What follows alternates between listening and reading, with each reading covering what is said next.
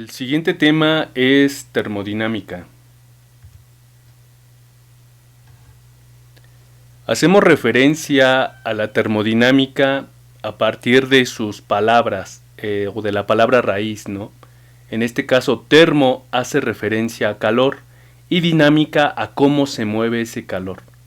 Por decirlo de otra manera, termodinámica es el estudio científico de la conversión del calor y otras formas de energía.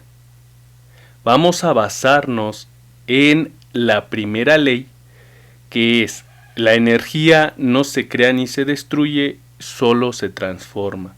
Este concepto lo hemos visto con anterioridad y es importante ir un poco más al fondo de la primera ley de la termodinámica y saber qué es la primera ley de la termodinámica. La termodinámica básicamente se rige en la primera ley, la segunda ley, la tercera ley de la termodinámica y la ley cero. Vamos a ver ejemplos de cómo se transforma la energía en este esquema sencillo, en donde si nosotros tenemos un panel solar, decimos que el panel solar transforma esa energía solar en energía eléctrica. Esa energía eléctrica es tomada por algunos equipos en la casa, como un horno de microondas, una televisión. En el caso del horno de microondas, nosotros podemos calentar nuestra comida, entonces generamos energía calorífica. Es importante que tengamos presente este ejemplo en todo lo que realizamos en la vida cotidiana, en todo lo que nos compete a nuestros oficios o a lo que se dediquen nuestros papás, nuestra familia. Poder darse cuenta de cuando un familiar es mecánico, pues el cómo la energía influye en su trabajo y que quizá no conoce el concepto como tal de cómo se transforma la energía. No vio un tema tal vez de termodinámica, pero su sentido común indica que si llega un auto muy caliente y si lo toca, pues seguramente se va a quemar, ¿no? Que hay una transferencia del calor hacia sus manos y pues hay que tener mucho cuidado. Que si no engrasa bien alguna pieza, pues la fricción aumenta y que obviamente aumenta el calor y aumenta el desgaste. Y de igual manera, para alguien que es carpintero, herrero, siempre están involucrados todas estas transformaciones de calor. El primer concepto que necesitamos para tener presente ciertos cálculos de esta primera ley es la energía interna. La energía interna vamos a representarlo con una U o con una E, dependiendo de la bibliografía. Aquí vamos a utilizar U. Entonces dice que de un sistema, la energía interna es un reflejo de la energía a escala macroscópica. Más concretamente, es la suma de la energía cinética interna, es decir, la suma de las energías cinéticas de las individualidades que forman un cuerpo respecto al centro de la masa del sistema. Quizá tratar de comprenderlo de una forma coloquial sería que nosotros como seres vivos sabemos que tenemos cierta energía interna. Desgraciadamente esa energía interna pues no la podemos medir. No podemos medir tan fácil el flujo de la sangre, cuánta energía tiene, el movimiento de cada célula, el movimiento de cada átomo, pero damos por hecho que pues cada parte que conforma nuestro organismo, un ser vivo, pues tiene energía, y sin esa energía básicamente pues no tendría razón de ser. Al igual que quizá una piedra está como tal constituida, tiene cierta energía interna. Cada átomo, cada enlace que la forma, obviamente está constituida por cierta energía que las une. No podemos calcularlo, pero sí podemos de forma conceptual decir que la energía interna existe. Como les comento, es difícil calcularla, pero la energía interna existe como tal, o teóricamente, ¿no? Por así decirlo. Vamos a tratar de entender las unidades que vamos a utilizar. Es importante entonces que nos aprendamos que un joule se representa como 1J y que equivale a un kilogramo metro cuadrado sobre segundo al cuadrado.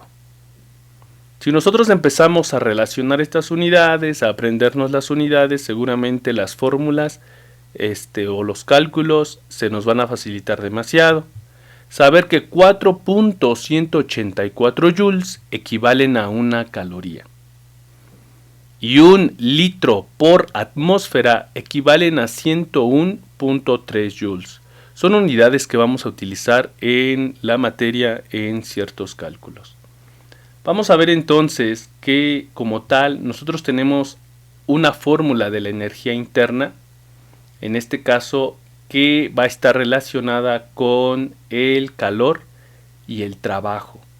Entonces nosotros tenemos aquí en la segunda fórmula, tenemos delta U, que nosotros tenemos un cambio de energía interna, es igual a calor añadido al sistema menos el trabajo.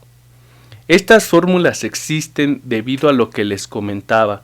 Es difícil calcular la energía interna de un organismo o de una roca, pero no es complicado calcular la diferencia o el cambio en la energía interna, ¿no?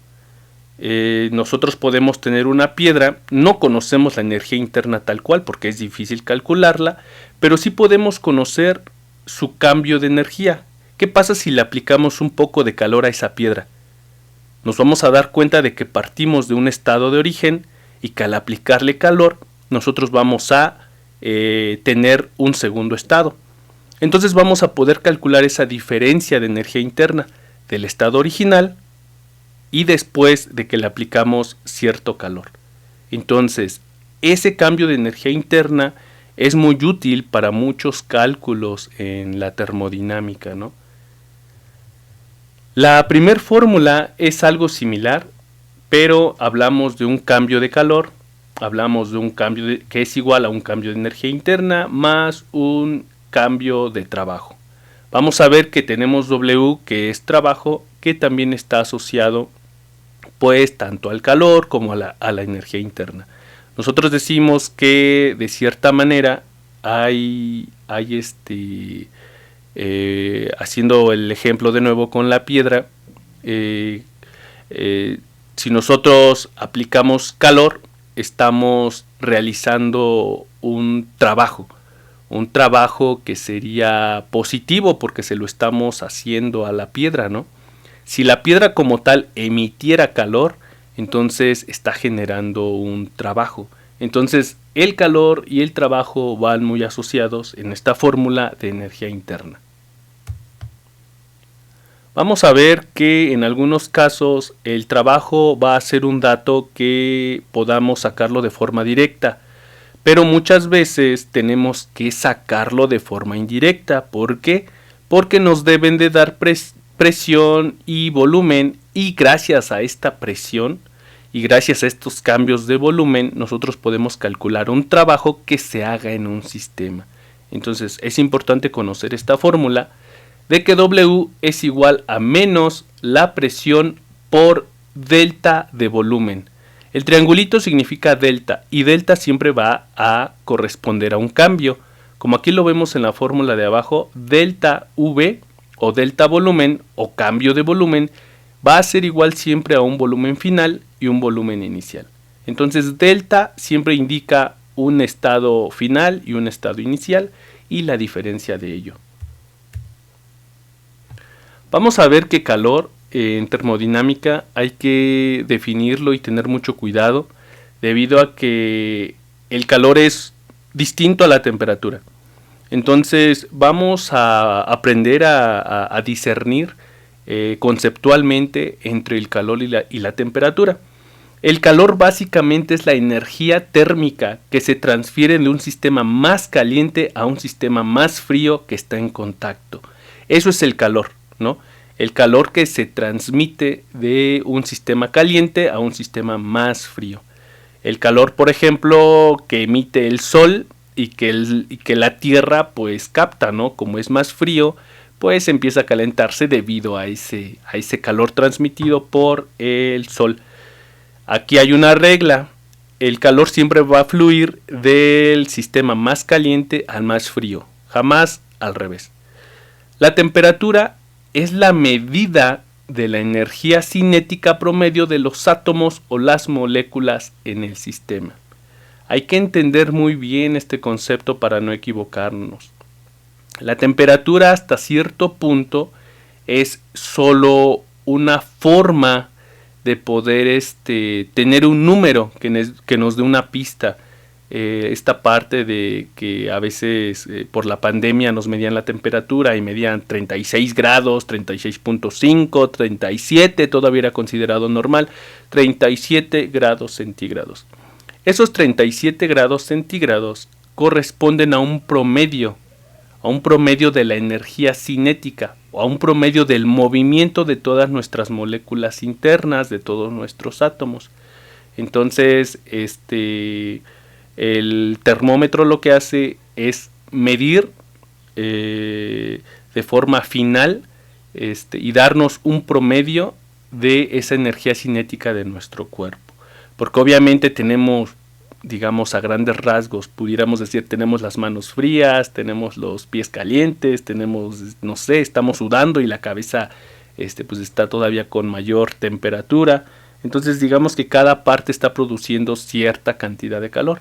Pero en promedio, si nosotros nos medimos la temperatura, pues nos va a arrojar 36.5 grados centígrados, que es el normal, ¿no? Pero entender que la temperatura es una medida de la energía cinética. Vamos también a llegar a ver la parte de la ley cero. La ley cero de la termodinámica dice que no se transfiere calor entre dos objetos en equilibrio térmico, por lo tanto están a la misma temperatura. ¿Qué pasa? La ley cero también se explica de que son temperaturas en equilibrio. Digamos que si yo tengo agua caliente en un recipiente A y agua caliente en un recipiente B, ¿no? Y digamos que la primera, que es la A, tiene una temperatura de 100 grados centígrados y la segunda, que es la B, tiene una temperatura de 50 grados centígrados. Digamos que al momento de mezclarlas, estas van a llegar a un punto de equilibrio, ¿no? Y de esto habla la ley cero, que en cierto periodo, en cierto tiempo, las temperaturas van a tender al equilibrio. Entonces 100 grados y 50 son 150 grados entre 2, que serían 75 grados la temperatura de equilibrio, más o menos. Y que este cálculo muy rápido tendríamos que hacerlo pues con fórmulas y entender, ¿no?, esta parte de la ley cero, y que es la que nos rige en muchas otras situaciones.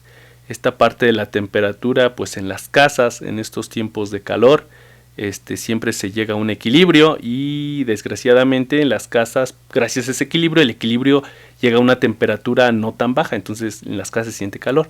Cuando es invierno llega a un equilibrio, ¿no?, en la temperatura de afuera con la temperatura de adentro, y ese equilibrio por lo general en invierno pues es temperatura baja. Entonces vamos también a tratar de discernir entre la ley primera y la ley cero de la termodinámica. La primera ley habla de la conservación de la energía y la ley cero habla de la temperatura en equilibrio, ¿no?, o del calor en equilibrio. Vamos a igual enfocarnos en entender qué es el calor específico y aprendernos este concepto, ¿no?, que es calor específico.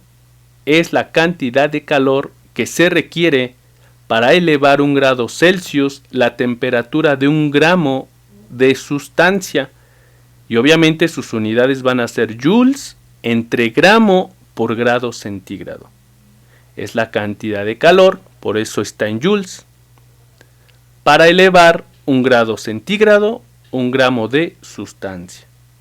Vamos también a discernir el concepto de capacidad calorífica, que es la cantidad de calor que se requiere para elevar un grado Celsius la temperatura de determinada cantidad de la sustancia. La fórmula en la que utilizamos el calor específico es muchas veces cuando nos piden calcular energía interna, pero no nos dan el calor, el valor del calor como primer dato. Nos dan a lo mejor las temperaturas y el calor específico.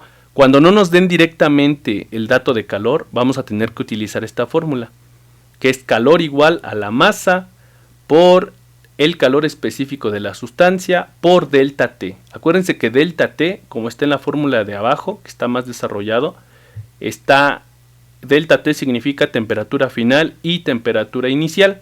Eso es delta T. Entonces Q es el calor, CE es calor específico, la M pues es la masa y la diferencia de temperatura o delta T. Entonces vamos a acordarnos o vamos a recordar que CE lo representamos y es calor específico, y la C mayúscula solamente es la capacidad calorífica, y la capacidad calorífica se calcula con la masa por el calor específico. Aquí hay una tabla que nos indica el calor específico de cada sustancia. Entonces no tenemos que sufrir cuando entendemos que el calor específico no es un dato que se da por arte de magia.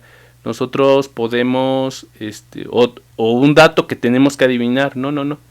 O que tengamos que calcular, difícilmente lo calculamos. Cuando tenemos problemas de energía interna, de calor, de trabajo, por lo general consultamos estos datos en tablas. Entonces, entender, para que no se nos complique, que el calor específico comúnmente lo vamos a sacar de tablas, o va a ser un dato que obligatoriamente nos tiene que dar casi el problema, ¿no? Si el problema no nos da este dato de calor específico, nosotros tenemos que razonar y decir, necesito unas tablas para poder consultar el dato de calor específico, ¿ok? Porque les digo, no es un dato que se tenga que adivinar o que se tenga que calcular. Este dato viene de tablas y es muy importante que se acuerden, porque en el examen muchas veces no sabemos qué hacer porque no sabemos cómo sacar este dato, cuando en realidad el problema nos tiene que dar este dato o tenemos que sacarlo de tablas. Tenemos que imprimir nuestras tablas, enmicarlas, pero tener como presente estas tablas, ¿no? Siempre. Entonces espero que puedan repasar todos estos conceptos, es importante. Son pocas diapositivas, pero hay mucho que aprender y hay mucho que entender. Entonces, espero se les facilite y pues nada como practicar, nada como estudiar, nada como comprender para que este tema sea sencillo. Obviamente si no se hace, el tema se te va a complicar.